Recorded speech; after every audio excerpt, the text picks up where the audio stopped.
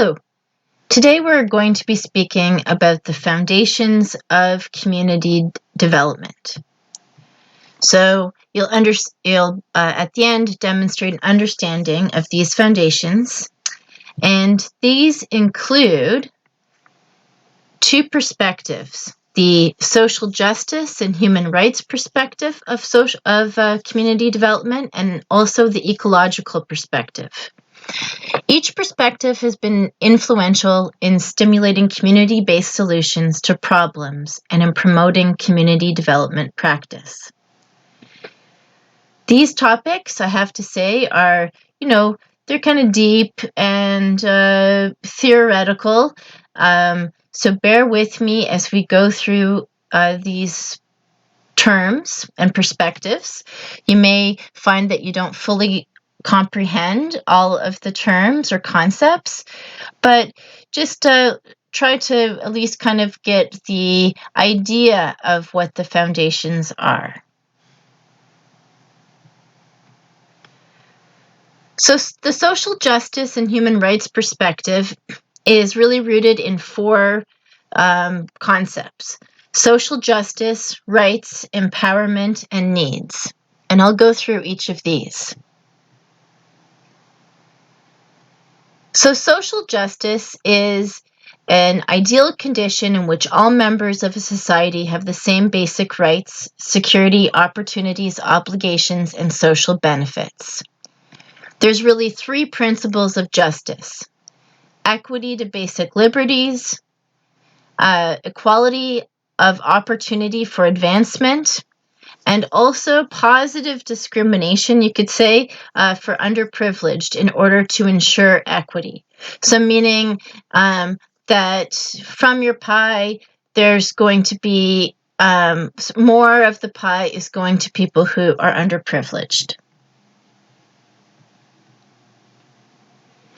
There are various approaches to social justice, meaning that there are different ways in which people can address disadvantages that they see in society.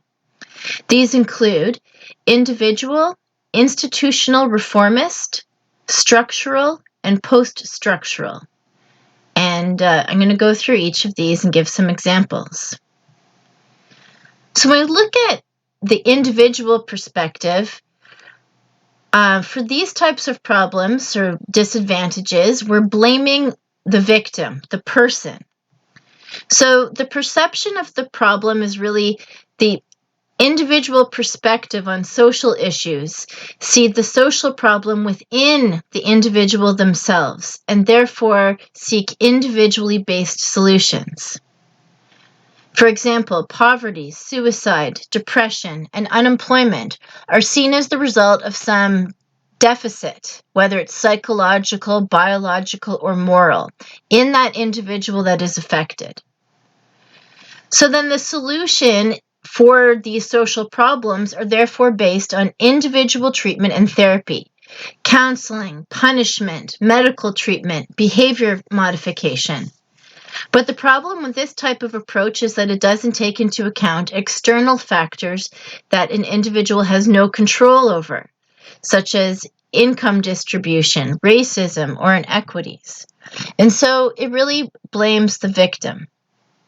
And you can think we have a lot of examples of things in our society.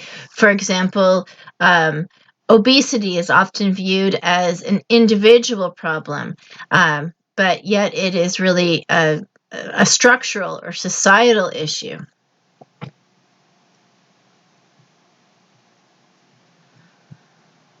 The institutional reformist view then is looking at the institutions. So it's blaming the rescuer, these government institutions. So the problem then that how we view social issues then is that this perspective locates the problem with institutional structures of the society. So for example, crime is seen as the result of an inadequate justice system, like the courts, police, and prison. Poverty is seen as the result of an inadequate social security system. So the solution then is social problems concentrate on reforming, strengthening, and improving the institutions developed to deal with these problems. So, for example, focusing on hospitals, schools, courts, clinics, welfare departments, charities, and employment services. So, critics of this approach say that it focuses on getting rid of social problems rather than addressing the underlying cause of these problems.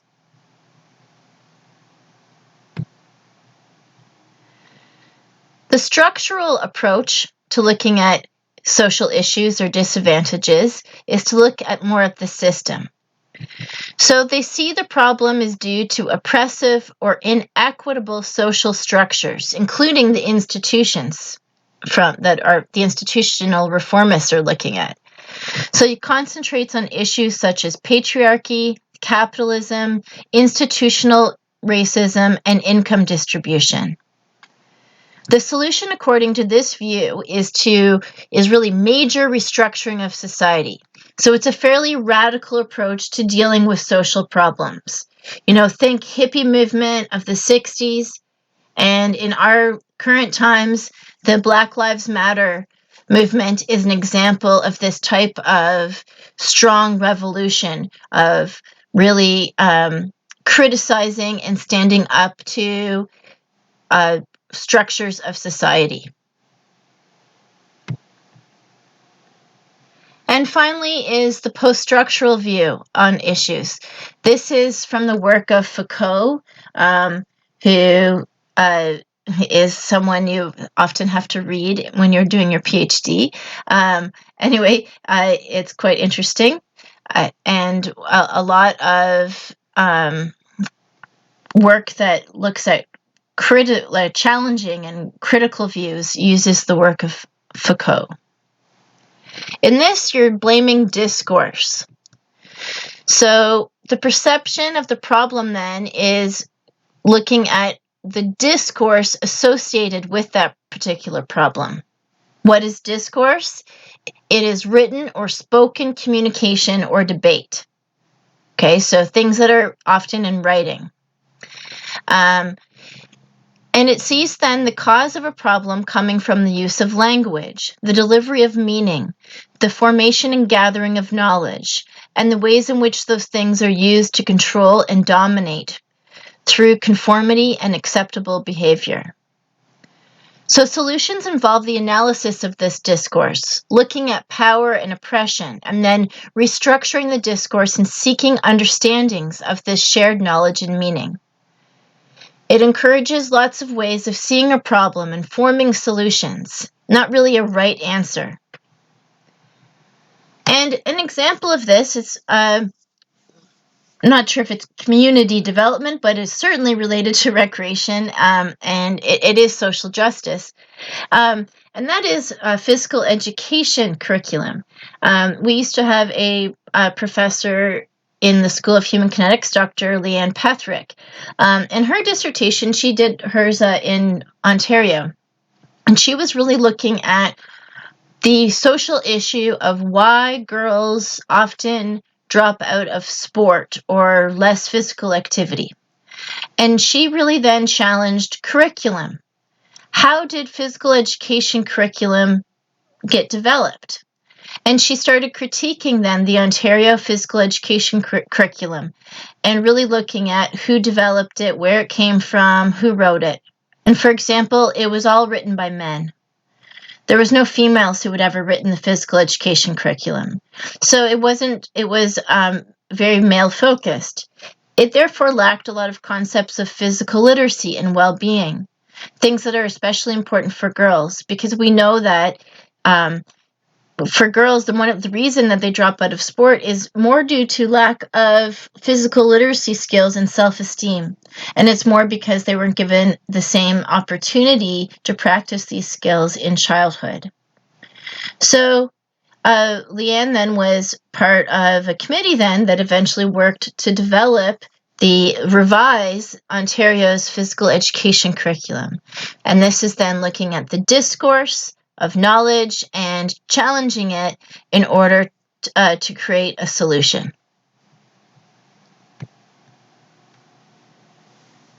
It is important to recognize that there can be some value in all four of these approaches. It is not realistic to focus on one of these approaches to the exclusion of some or all of the others. The individual perspective does have merit. For example, service workers, counselors, therapists, caseworkers, psychologists, you're often, focusing then on the individual. Therapeutic recreation does. It's not that you're blaming the individual, but you're working with the individual. Community development has focused primarily on individual and as well as structural approaches, developing better programs, services, and facilities for people at the community level. I would say that we do this also in community recreation and also in individualist reformist, working through public recreation facilities to create changes in society. The last two approaches, structural and post-structural, are really, really focused on the root of the problems. So changes to individuals and organizations are important, but unless changes are made that influence the basic structure of our society, solutions to social problems will have limited value. It's a band-aid solution. Think of the environmental movement today. There's individuals have changed their attitudes and behaviors, focusing on, purchasing better green products, reducing waste, recycling.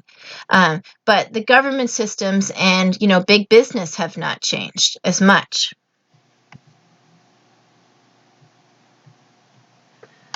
The concept of rights is also fundamental. It's a foundation of the social justice perspective. Human rights are people's attempt to define what we might all accept as the basic rights of human beings.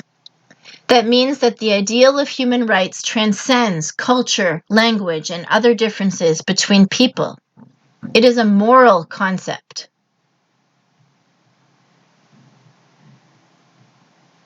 So let's think of a list of things that we believe to be basic human rights. You might pause this video at this moment and, take a couple minutes just to jot down on a piece of paper all the different human rights that you can think of.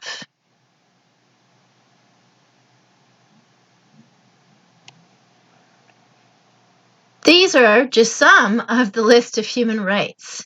We have civil and political rights, social, economic, and cultural rights, as well as collective rights that apply to communities and societies. We think of free speech, freedom of assembly. That means being able to gather to form government or groups, organized groups. Obviously, freedom of religion. We have the right to vote. Also, the right to autonomy. That's from Gandhi. Not individuals doing what they want, but the ability to make decisions and make decisions that enable one to fulfill one's obligation to others. We often think the right to autonomy means just do whatever you want, but it's also, there is a community development perspective in that where it's reciprocal. We often think of the right to health care, to housing, education, employment. The right, there's environmental rights, and there's a lot of movement now in different courts around the world saying that people have the right to a clean environment. And, taking big corporations to court this way. And I would argue, and many others would too, that I believe a human right is the right to recreate, the right to play, the right to do an activity or be with others for enjoyment.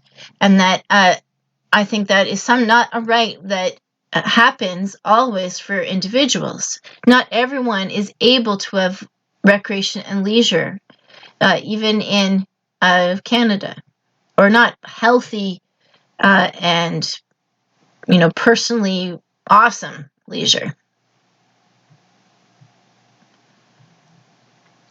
Human rights are universal, indivisible, and interdependent and interrelated. Rights aren't static. They change over time and in different contexts. And here, for example, in 1948 is when the United Nations, we had the Universal Declaration of Human Rights, and that's Eleanor Roosevelt there who was involved with that. In Canada, we had in 1982 the Canadian Charter of Rights and Freedoms, and this was put in place by Prime Minister Pierre Elliott Trudeau. Back in 1982, little Angela was 6 years old. I was in grade 1. I can remember very clearly in the years following that, and in particular in grade 3. I recall having a special class, like in class, we learned about the Canadian Charter of Rights and Freedoms. And I think a guest speaker came. We were given a copy of the charter, very similar to right here, and also one that was kind of written for children. At the time, I thought it was really, really important, and it still is. But to me, I posted that on my wall, the Canadian Charter of Rights and Freedoms, and I memorized it, each one of them, because I thought that it was important. And I encourage you, if you don't know what the Canadian Charter of Rights and Freedom are, to look it up.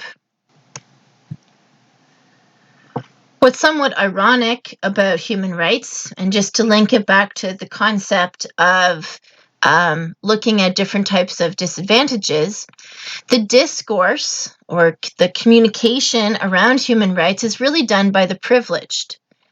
Lawyers, politicians, academics, theologians, or groups like Amnesty Internationally. Ironically, discourse about human rights tends to exclude those people who are most likely to have their human rights abused. This means that not only must community development itself satisfy the standards of rights, but community development is about helping people and communities articulate and realize their human rights. And, I've seen this myself as a professor or as a volunteer in the community, or when I've had, I see that there are rights, people's rights are not being, are being abused or not recognized or realized. And sometimes it's a matter that the individual doesn't really realize that their right was taken away. So sometimes it helps to point people out that, that was not right, what happened to them, and to help them navigate, that. And that's, of course, a lot of what therapeutic recreation is also about advocating for the rights of people with disabilities, but not just advocating for them, but helping them to advocate for the rights themselves.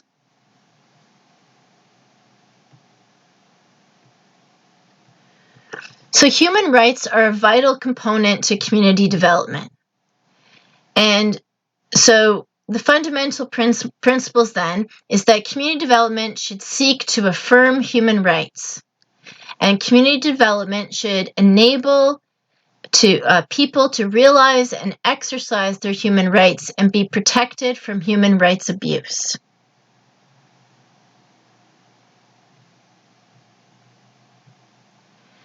To embrace human rights as a framework for community development, we must take the responsibility to build a strong culture of human rights. Building a culture of human rights can be complex. For example, I can see this at Memorial. There is a continually growing concept of human rights, and ensuring people have a safe and healthy workplace. So community development then is really about realizing a right is necessary for people to achieve their full humanity.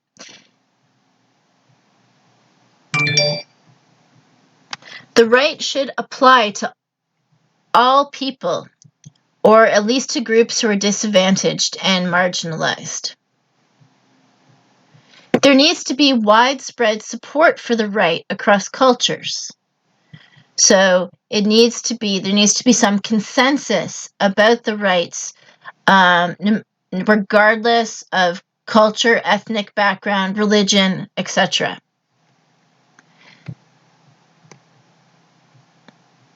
It's important that people can reasonably realize the right. And finally, it's important that a right does not contradict or be conflicted with any other human rights. So these criteria allow for judgments to be made about what can be considered legitimate human rights claims. This is how they are determined.